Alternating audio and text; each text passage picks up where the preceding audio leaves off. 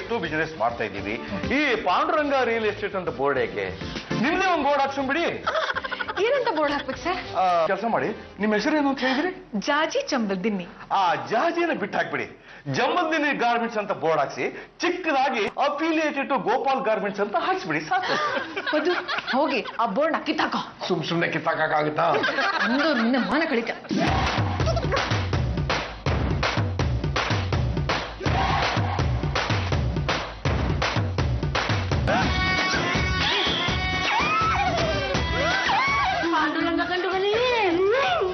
ತಾವೆಬ್ಬರಿಗೆ ಲೆಕ್ಕ ತೋರಿಸಿದ ಮೇಲೆ ಗಂಟೆ ಅಂತ ಏನು ಬಂತು? ಅದು ಏನು ಅಂತ ಹೇಳಿ ತಾಯಿ. ಮನೆ ಯಜಮಾನಾದ ನೀನೆ ಹೆಣ್ಮಕ್ಳ ಸಲ ಕಣ್ಣೀರು ಹಾಕ್ತಿದ್ರೆ ಏನೋ ಪ್ರಯೋಜನ? ಮಾತೃಶ್ರೀ ರಂಗಮ್ಮನವ್ರೆ, ನನ್ನ ರಿಯಲ್ ಎಸ್ಟೇಟ್ ಬೋರ್ಡ್ ನನ್ನ ಕಣ್ಣು ಮುಂದೆ ಕಿತ್ತಿ ನನ್ನ ಮಕ್ಕಕ್ಕೆ ಬಿಸಾಕ್ಬಿಟ್ರಲ್ಲ, ಅಳತೆ ನಾನು ಏನ್ ಮಾಡ್ಲಿ ಮಾತೃಶ್ರೀ ರಂಗಮ್ಮ? ಬಿಡು, ಈ ರಿಯಲ್ ಎಸ್ಟೇಟ್ ಅನ್ನು ಕಿಸಿಯೋದು ಅಷ್ಟರಲ್ಲೇ ಇದೆ. ಈಗ ಯಾವ್ದಕ್ಕೆ ಡಿಮ್ಯಾಂಡ್ ಇದೆಯೋ ಅದನ್ನ ಮಾಡ್ಬೇಕು ಕಣೋ.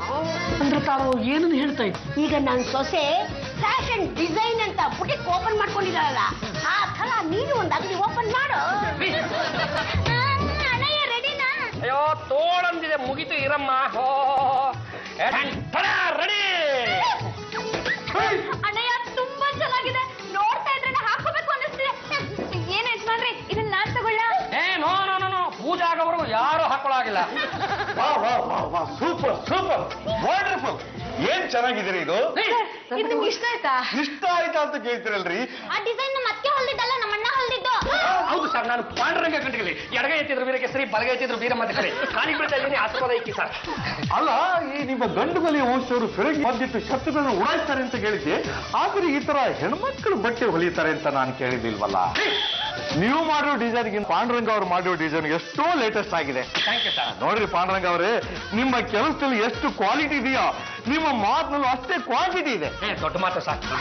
ನೋಡಿ, ಇದೇ 10 ಪೀಸನ್ನ ಈ ಬಟ್ಟೆಯಲ್ಲಿ ಮಾಡ್ಕೊಟ್ಬಿಡಿ. ಅಯ್ಯೋ, ನಿಮಗೆ ಡಿಸೈನ್ ಚಾರ್ಜ್ ಸಪರೇಟ್ ಕೊಡ್ತೀನಿ, ಸ್ಟಿಚಿಂಗ್ ಚಾರ್ಜ್ ಸಪರೇಟ್ ಕೊಡ್ತೀನಿ. ಇದ್ರ ಪೇಟೆಂಟ್ ರೈಸ್ ನಿಮಗೆ ಕೊಟ್ಬಿಡ್ತೇನೆ. ಜಾಜಿ ಅವರೇ, ಇವರೇ ಸುರೇಶ್ ಅಂತ ಹೇಳಿದ್ನಲ್ಲ, ಒಳ್ಳೆ ಟೈಲರು. ನೋಡಿ ಸುರೇಶ್ ಅವರೇ, ಬಟ್ಟೆನ ನೀಟಾಗಿ ಸ್ಟಿಚ್ ಮಾಡ್ಬೇಕು. ಅಯ್ಯೋ ಮೇಡಮ್, ನಾವ್ ಏನೇ ಸ್ಟಿಚ್ ಮಾಡಿದ್ರು ಪಾಂಡ್ರಂಗ್ ಅವ್ರು ಡಿಸೈನ್ ಮಾಡಿರೋ ಬಟ್ಟೆಗಳಿಗೆ ಮಾರ್ಕೆಟ್ ಅಲ್ಲಿ ಡಿಮ್ಯಾಂಡ್ ಇದೆಯಲ್ಲ. ಟೈಲರ್ಗಿಂತ ಡಿಸೈನರ್ ಇಂಪಾರ್ಟೆಂಟು. ಆದ್ರೆ ಹಬಿನ ದಂಡಗಿನೆಷ್ಟು, ಅವ್ರು ಯಾಕೆ ನನ್ ಮಾತು ಕೇಳ್ತಾರೆ? ಅವನ ಮಕ್ಕಳಿಂದ ಹಾಳಾಗೋಗ್ಲಿ, ಅವನು ಕೆಲಸ ಮಾಡೋ ವೆಂಕಟೇಶ್ ನಮ್ ಕಡೆ ಮಾಡ್ಕೊಂಡ್ಬಿಟ್ರೆ.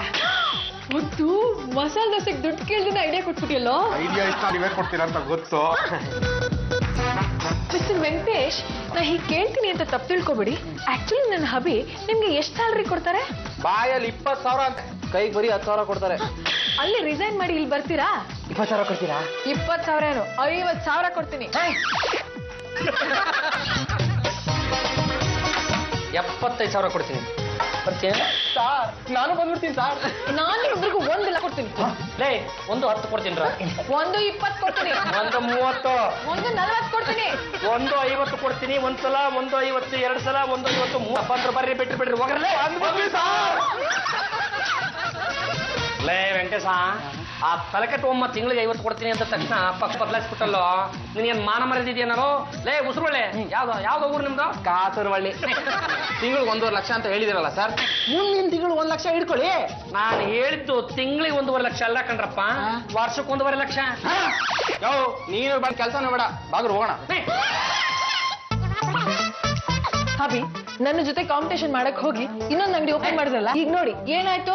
ಇದ್ ಬದ್ದವರೆಲ್ಲ ಕೈ ಬಿಟ್ಬಿಟ್ಟು ಹೋಗ್ಬಿಟ್ರು. ನಮಸ್ಕಾರ. ನಮಸ್ಕಾರ. ಬಂದ್ರೇನಾ? ನೀವಿಬ್ರು ಮಾತ್ರೇನಾ? ಗೊತ್ತಿತ್ರನೇ ನೀವು ಮತ್ತೆ ನನ್ನ ಹತ್ರ ಕೆಲಸ ಕೇಳ್ಕೊಂಬತ್ತೀರ ಅಂತ ಗೊತ್ತಿತ್ತು, ನಾನು ಕೊಡಕ್ಕಿಲ್ಲ. ನಿಮ್ಮ ಹತ್ರ ಯಾವನ್ ಸರ್ ಕೆಲಸ ಮಾಡಕ್ ಬರ್ತಾನೆ?